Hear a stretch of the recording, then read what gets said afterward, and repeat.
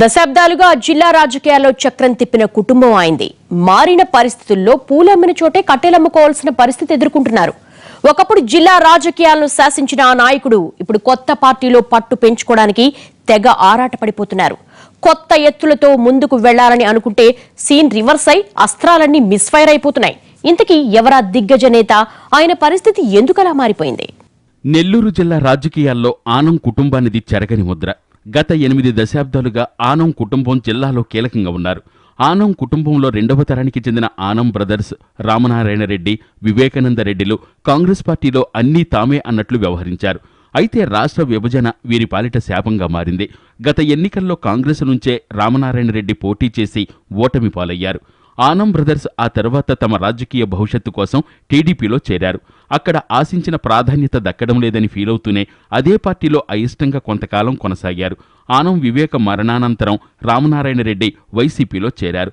రామనారాయణ రెడ్డి ఆత్మకూరు కాకుండా కొత్త నియోజకవర్గమైన వెంకటగిరి వైసీపీ ఇన్ఛార్జిగా కొనసాగుతున్నారు. ఆయన వెంకటగిరి నుంచే పోటీ చేయటం ఖాయంగా కనిపిస్తోంది.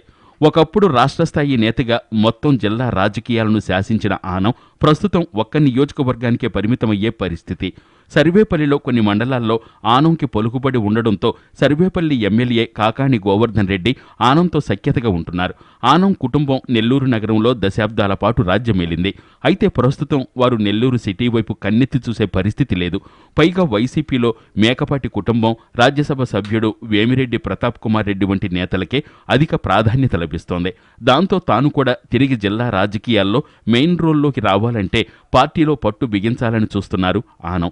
ఎలాగైనా పార్టీలో పట్టు పెంచుకుని అధినేతకు మరింత దగ్గరవ్వాలని అనుకుంటున్నారట.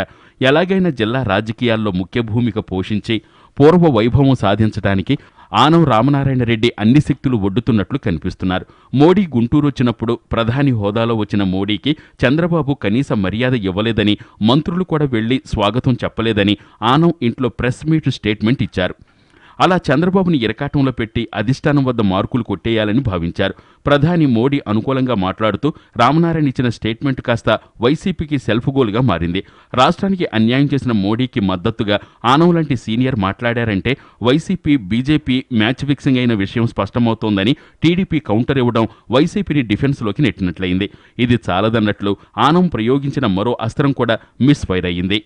తిరుపతిలో రాహుల్ ప్రత్యేక హోదాపై ఇచ్చిన ప్రకటన కాంగ్రెసు శ్రేణుల్లో జోష్ నింపింది. ఆ జోష్లో కాంగ్రెస్ నేతలు హోదా భరోసా బస్సు యాత్రను చిత్తూరు మీదుగా నెల్లూరు జిల్లాలోకి తీసుకొచ్చారు. ఆ కాంగ్రెసు బస్సు యాత్రపై విమర్శలు చేశారు ఆనం. తన నియోజకవర్గంలోకి బస్సు వస్తున్న సమయంలో వైసీపీ నియోజకవర్గ ముఖ్య నేతలు, మండల నేతలు, కార్యకర్తలు బస్సును అడ్డుకున్నారు. కాంగ్రెసు గోబ్యాక్ అంటూ నల్ల జెండాలతో నిరసన చేయటమే కాకుండా బస్సు ముందు బైఠాయించారు. తేరుకున్న కాంగ్రెస్ కార్యకర్తలు వైసీపీ కార్యకర్తల్ని అడ్డుకున్నారు. దాంతో ఇరు వర్గాల మధ్య ఘర్షణ చోటు చేసుకుంది. ఈ వివాదం రాష్ట్ర దృష్టిని ఆకర్షించింది.